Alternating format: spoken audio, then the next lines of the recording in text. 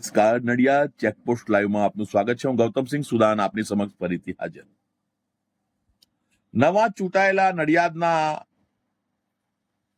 11 નંબરના વોર્ડના મેમ્બરો, તેમને હું નમ્ર અરજ કરવા માંગુ છું કે 11 નંબરના વોર્ડમાં જો રસ્તામાં ગાયો, આખલા, પછી કૂતરા, બકરીઓ આ બધું રસ્તામાં એકદમ આવી જતું હોય છે અને ઘણા લોકોના ઘરના માળા વિખેરાઈ ગયા છે, જિંદગીઓ બદલાઈ ગઈ છે, લોકોને ગંભીર ઈજાઓ થઈ છે.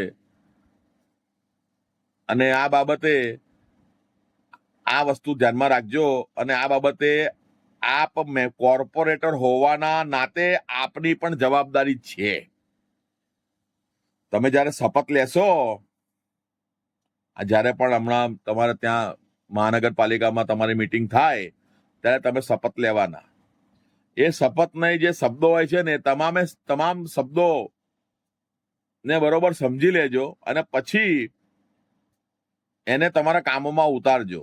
તમે એવું વિચારશો કે તમે એક બે જણા આવું બોલશે બી ખરા કે જા ભાઈ જા, તારા જેવા નહીં, અમારે સલાહની જરૂર નથી. હા, વાંધો નહીં જરૂર તો કશો વાંધો નહીં, કોઈ પ્રોબ્લેમ નહીં. જે તમને ના યોગ્ય લાગે કે તમારે સલાહની જરૂર ના હોય તો ના લેશો. જેમને હું કહેવા માંગુ છું એમને તો કહેવા દો. તો એ ઉમેદવારો 11 નંબરના વોર્ડના અને બીજા નડિયાદના અન્ય બીજા ટોટલ જે 13 વોર્ડ છે, 13 વોર્ડના તમામ ઉમેદવારોને કે તમારા વિસ્તારમાં જો ગાયો, રખડતા ગાયો, ઢોરો, કૂતરા, પછી બકરીઓ કે જે રસ્તામાં અચાનક આવી જાય છે ગાડી ચલાવતી વખતે, બાઇક ચલાવતી વખતે, અને એ વખત અકસ્માત સર્જાય છે. હમણાં પીચ ભાગોળમાં એક કાકા ખાડામાં એમનું એક્ટિવા પડી ગયું ને એમાં એ ગુજરી ગયા. ઘણો ગંભીર બનાવ હતો. એ તો ખાડાની બાબત હતી, પણ કહેવાનો મતલબ શું છે કે આ કૂતરા ને બકરી ને આ ગાય ને આ બધું જે છે, અને આ બધું ઢોરો, રખડતા ઢોરો કે જેના લીધે નડિયાદના કેટલાય લોકોના પગ ભાગેલા છે, શિંગડા વાગેલા છે અને લોકોની જિંદગીઓ ખરાબ થઈ છે. તો આ બાબતે હવે જરા બી સાંખી લેવામાં આવશે નહીં. જે તે વોર્ડના જે તે કોર્પોરેટર હશે એ પોતે એમાં જવાબદાર ગણાશે અને એમને આરોપીમાં લેવામાં આવશે. અને એ આરોપીમાં મહાનગરપાલિકાના જવાબદાર અધિકારીને પણ આરોપી બનાવવામાં આવશે. અને જિલ્લા સ્તરે જે હશે અધિકારી એમને પણ આરોપી બનાવવામાં આવશે. અને ગુજરાત લેવલે જે વિભાગના જે હશે સચિવ, અધિકારી હોય કે જે બી હોય, એમને પણ આરોપી લેવામાં આવશે. કારણ કે આટલી બધી ફરિયાદો કરવા છતાં તમે કોઈ નિકાલ ના કરી શકો તો અમારે શું કરવું પડે પછી? શું સમજો છો તમે પબ્લિકને કે ખાલી થોડી કૃત્રિમ વાયદા કરીને ખાલી અમુક સારું બોલીને ખુશ કરી દો એટલે લોકો ખુશ થઈ જશે એમ? એવું નથી. એટલે મારા ન્યાયપ્રિય જનતા નડિયાદની, આ બહુ શાંતિથી સાંભળજો. આ જે વાત મેં કહી છે તે અને જીવનમાં ઉતારજો. ના ઉતારો તો મને કશો ફેર પડતો નથી. મારે તો જે કહેવાની ફરજ છે એ હું કહી રહ્યો છું.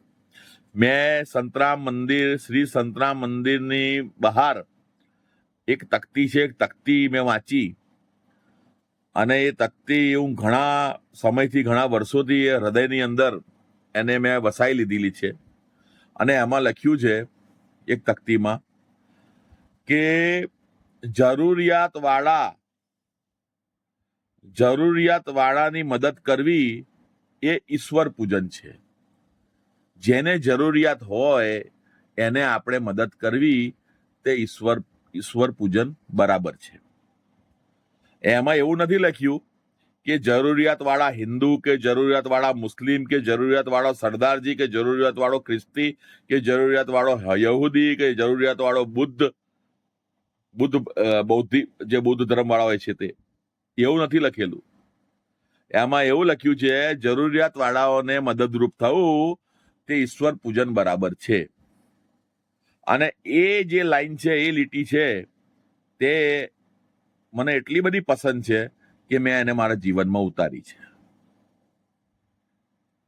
અને જ્યારે જ્યારે જરૂર પડે છે ત્યારે ત્યારે મદદરૂપ આપણે થઈએ પણ છીએ, પણ એની એડવર્ટાઇઝમેન્ટ આપણે બહુ કરતા નથી. ઘણી વખત એવું બનતું હોય છે, પણ એ બધું હું બહાર નથી આવવા દેતો. પછી એ પછી અહંકાર વધે આપણો અંદરથી. આપણા અંદર અહંકાર તો હોય છે બધામાં, મારામાં બધામાં હોય, તમારામાં બધામાં હોય. પણ પેલું અહંકાર આ વધારે પડતું પછી પેલું કરીએ ને એમાં અહંકાર વધે. એટલે એ બધી બાબત હું બહાર જાહેર નથી કરતો, અમુક બાબતો. અને મેં જે આ વિડીયોમાં તમને જે બાબત કહી એ બાબત ધ્યાનમાં રાખજો. કંઈ પણ એવી બાબત હોય તો તમે મને કોલ કરી શકો છો. મારો નંબર મારા યુટ્યુબ ચેનલના એમાં જજો, ડિસ્ક્રિપ્શનમાં મોજૂદ છે, તમે જોઈ શકો છો, લખી શકો છો. જય હિન્દ, જય ભારત.